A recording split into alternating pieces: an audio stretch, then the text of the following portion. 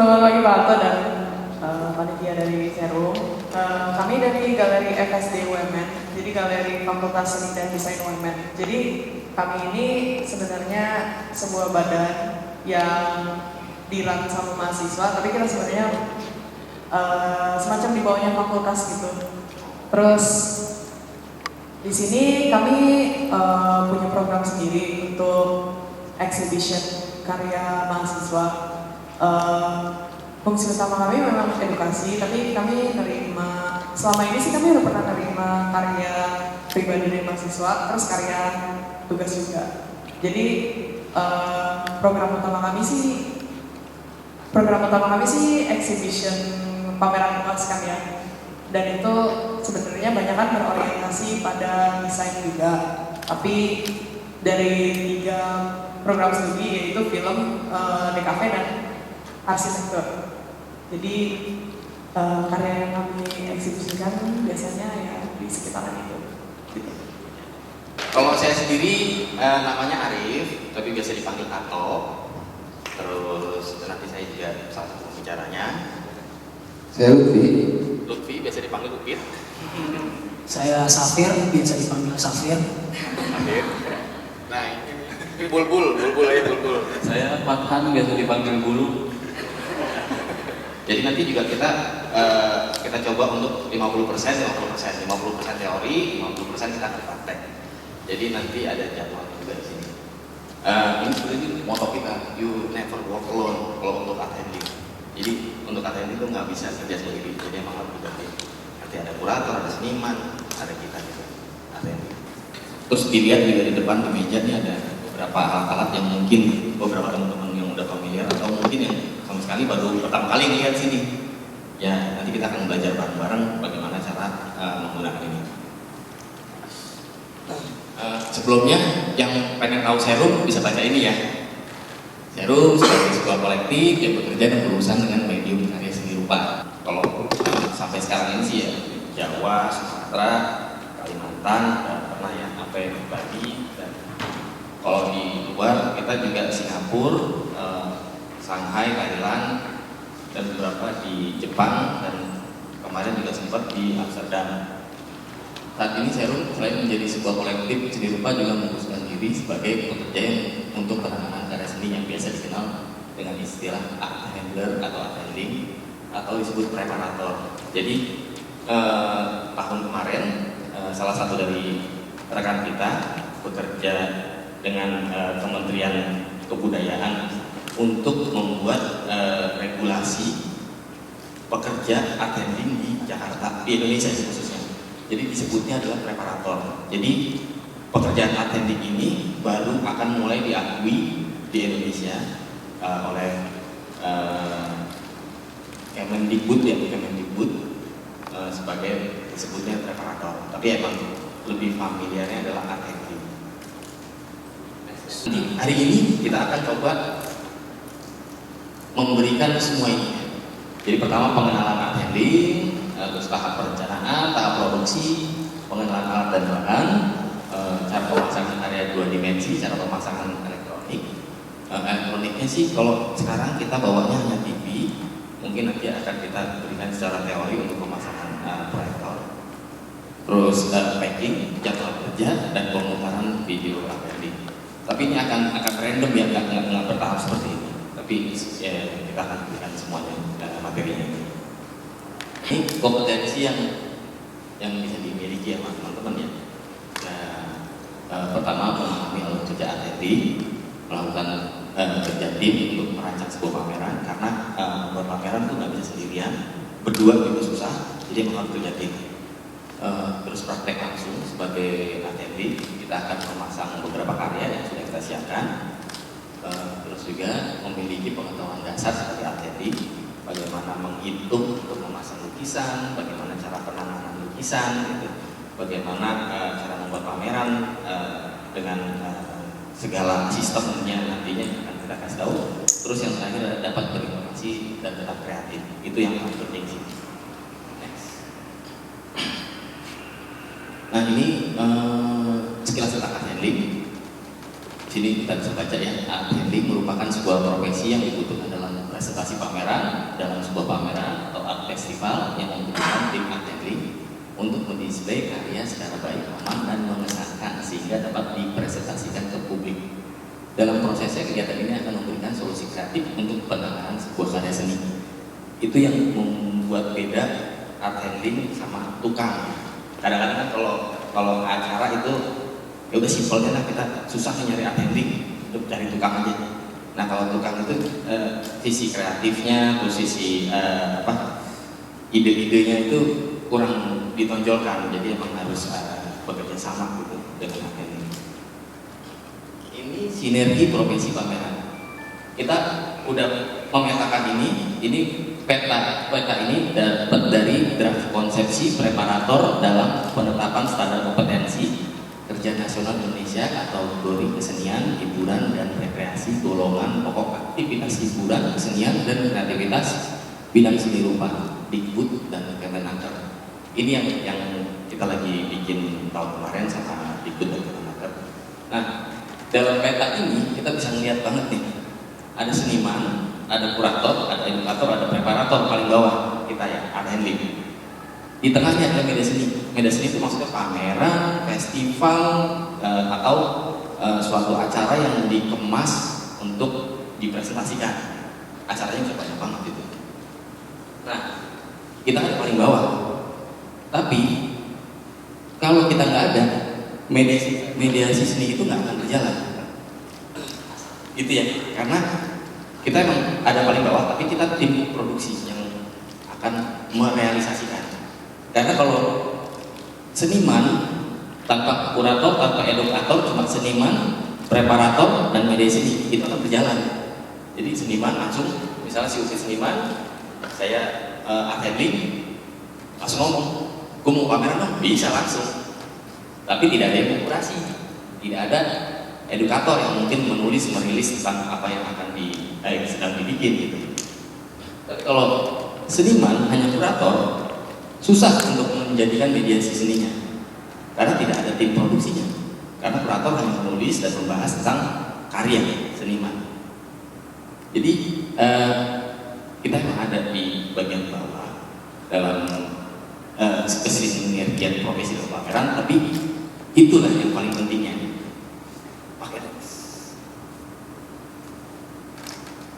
Nah ini kurang lebih jadwal kita hari ini. Pengenalan, observasi produksi, perencanaan produksi, pengenalan alat dan bahan yang ada di depan ini nanti, terus video mungkin sampai 50 menit ya, takutnya ntar kita tidur 50 menit, terus prakteknya nanti akan di situ ya. Kita akan bagi 3 kelompok, nanti kita akan praktek. Setelah praktek kita akan evaluasi. Evaluasi itu maksudnya tanya jawab aja, apa yang kalian rasakan, apa yang pengen kalian tanyakan. Next. Next lagi. Nah, inilah. Ini motor kita patang pulang sebelum terpasang. Jadi pemadam punya, ABRI, TNI punya, kita juga punya. Pokoknya kalau belum terpasang nggak boleh pulang. Kasihan kurator, kasihan seniman. Oke. Sekarang kita langsung ke teori selanjutnya ya. Praproduksi. Baiklah, dalam praproduksi yang pertama-tama harus kita lakukan adalah membuat MOU dengan ruang pamer, seperti aturan yang mereka gunakan, boleh tidaknya kita bagaimana memanfaatkan ruangan tersebut, karena banyak aturan misalnya tidak boleh mengebor tembok di sana gitu. Jadi harus ada MOU-nya biar jelas nanti apa yang harus kita kembalikan seperti apa gitu ruangannya. Kemudian timeline kerja keseluruhan, jadwalnya, data SDM tim produksi kayak sumber daya manusianya ada berapa orang yang memproduksi, data SDM volunteer seperti nanti yang menjaga pameran, yang mengoperasikan karya, misalnya dia elektronik harus dinyalakan, nanti pameran tutup harus dimatikan. Terus administrasi venue, database seniman, database karya, denah lokasi, denah ruang, kemudian desain tata letak, layout karyanya, seniman A di mana karyanya, seniman B di mana, seperti itu. Desain tata panjang, data pengiriman karya, jadi karyanya harus didata dulu semua, dikirim kapan, sampainya kapan, sehingga bisa diproduksinya tanggalnya jelas gitu. Data barang produksi tapi karya-karyanya apa aja barang yang diproduksi, kayak misalnya pembuatan panel ini kan harus dibuat juga, terus apa namanya, pedestal itu, data elektronik, karya yang berupa elektronik misalnya video, terus print-printan untuk stiker, kata kata pengantar dari kuratornya. Jadi sudah harus disiapkan sebelum pameran. Iya. TV ada yang bawa sendiri boleh, tapi misalnya proyektor nggak ada, harus sewa seperti itu kan. Jadi harus didata dulu semuanya. Data materi cetak tadi, stiker, termasuk caption karya, data kelengkapan perkakas, jadi perkakas apa aja yang akan kita gunakan untuk memproduksi karya dan memproduksi pamerannya. Kemudian data kelistrikan dan lampu, itu penting. Berarti sebaiknya kalau misalnya kita mau bikin drawing itu yang karya 3 dimensi semuanya dikumpulin di tengah, atau misalnya bisa di apa gitu? Kalau di sini biasanya orang bisa melewat gitu. Jadi diusahakan orang bisa keliling melihat secara 3 dimensi berputar. Jadi pemanfaatan base, ruang dan karyanya itu tersampaikan ke pengunjung untuk apresiasi. Kalau untuk karya 2 dimensi udah jelas ya, tinggal pajang aja. Terus ada juga cutting sticker. Nah kalau cutting sticker baiknya dipasang sama yang ahli. Terus kalau cutting sticker rentannya adalah kalau ada kesalahan, hurufnya salah atau hurufnya itu agak repot. Itu juga harus di-note. Ya, jadi biasanya kita kalau pameran itu nempel karya dan deskripsi karya itu malah bukan pakai stiker Pak. Biasanya pakai kayak art karton, terus kita cuma ditempel apa sih? Blutek kayak Iya. model Nah, permen karet Iya, pakai itu efeknya mau banget sih.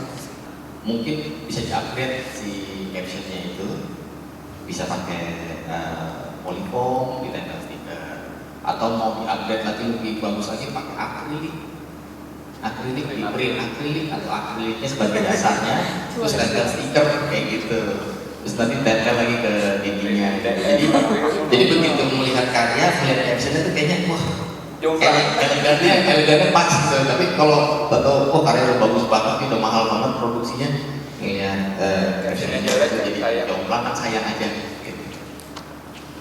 Itu makanya kita harus mengupgrade dari sisi estetik, jadi emang kita harus melihat kesamaannya semua. Terus misalnya ada mau sewa partisinya ukurannya berapa, menyesuaikan si ruangannya, ukuran ruangan. Nah itu ketahuan tuh flow-nya. Misalnya biasanya kan buku tamu selalu paling di depan kan, buku tamu dulu, terus biasanya langsung kuratorial sih, pengantar pameran habis itu baru bisa juga ditemain sih sebenarnya. Misalnya karya 2 dimensi yang bersifat ilustrasi gitu, ilustrasi komik itu masih sepaket tuh sejalur. Terus tiba-tiba ada yang potret, tapi kan balik lagi potret ada yang pop art, ada yang sketch doang gitu kan, ada drawing. Nah itu bisa dikategori itu sesuai tema, jadi di alur gitu. Jadi enak kan misalnya tiba-tiba di sini warnanya warna-warni gitu, di sana hitam putih, serem gitu kan, aneh sebelahnya gitu. Enak kan di kelompokin dulu. Terus pengiriman karya ya gantung dari senimannya sih, tapi harusnya emang detail dalam arti kayak misalnya ukurannya, tanggal produksi pembuatan karya, nama senimannya, alamat yang dituju sih pasti nama yang ngirim. Terus display salah karya Kalau display kristal itu pasti bagian dari akan nanti dijelaskan. Terus pembuatan panel kayak gitu ya, struktur macam-macam. Ada yang full kayak gitu, itu tingginya 244 satu modul Satu triplek. Dia bolak-balik sebetulnya, itu bisa kita pakai bolak-balik. Tapi ada juga kebutuhannya misalnya lebih tinggi 3 meter tingginya, silakan. Terus ada yang model panelnya cuma untuk bagian atas, terus kakinya kosong, bolong gitu, itu juga ada, itu juga silakan. Maksudnya dengan mungkin dari ilmu desain yang kalian sudah dapat dari kampus, kalian bisa berinovasi lagi untuk pembuatan panelnya. Jadi mau konvensional ya seperti itu, tapi kalau mau yang beda bisa juga dikembangin dengan desain yang kalian bisa, tapi juga jangan lupa kembali lagi ke budget.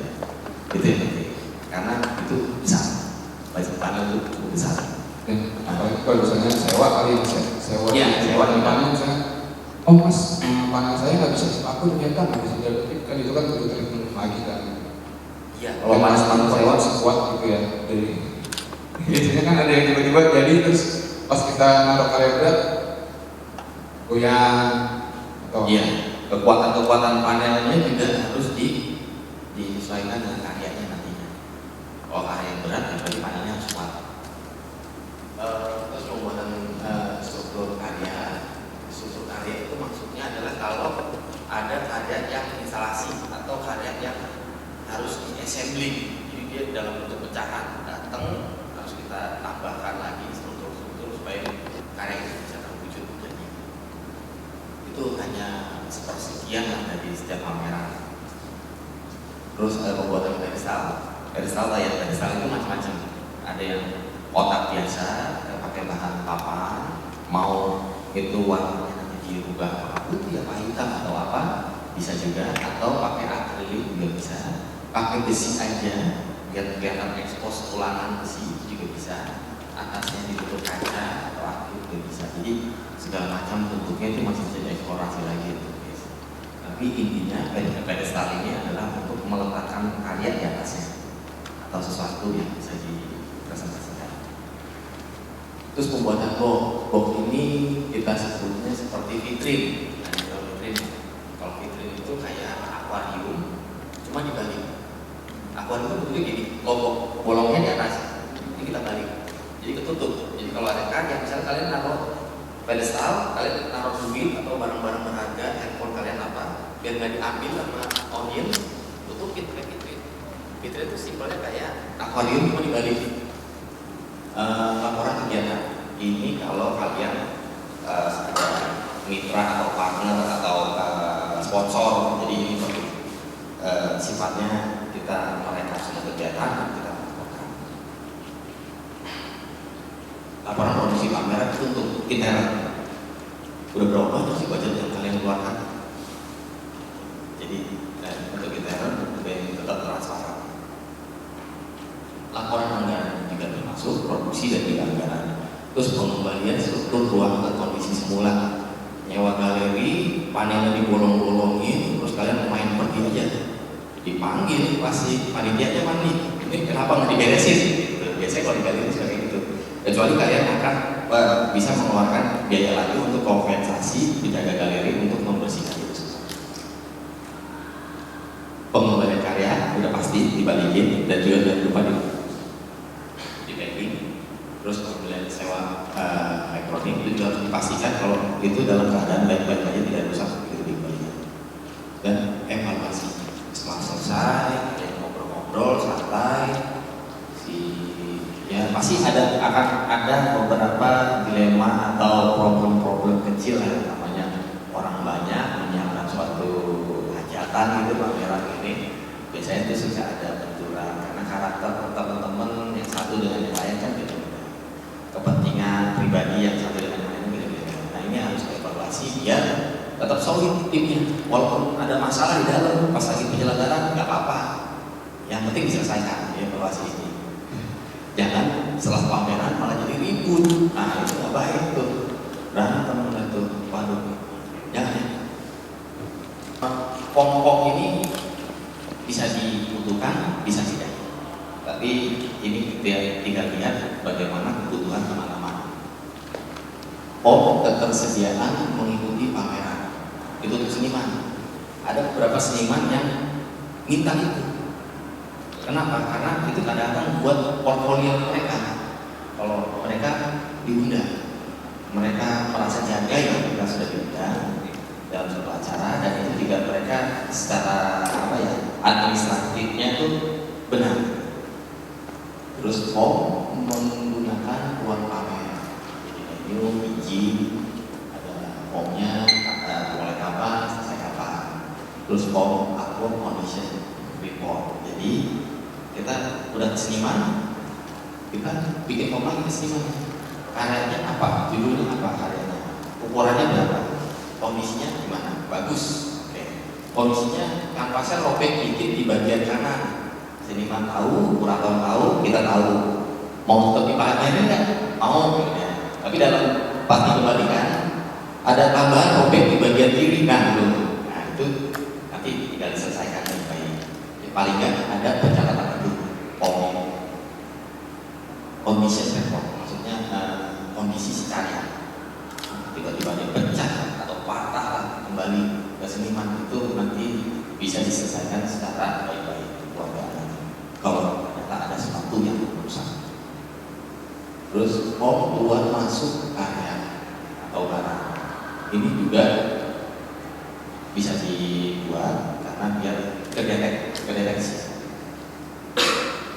Terus laporan karya dan barang di venue ini bisa setelah terpasang semua, tinggal dicek. Bisa ini juga bisa dengan dokumentasi aja sih, foto-foto semua lengkap dan dilampirkan. Sewa barang sudah pasti. Terus kepemilikan barang, dan misalnya ada barang-barang pribadi kalian dalam satu pameran, soalnya pakai punya gue deh, bawa dari rumah, baiknya catat. Karena nanti ada kabelnya, kabel HDMI-nya pakai punya gua, udah lagi, dan ntar kabel handphone-nya ntar pakai punya gua, siapa gitu. Itu baiknya dicatat gitu. Jadi ketahuan nih siapa.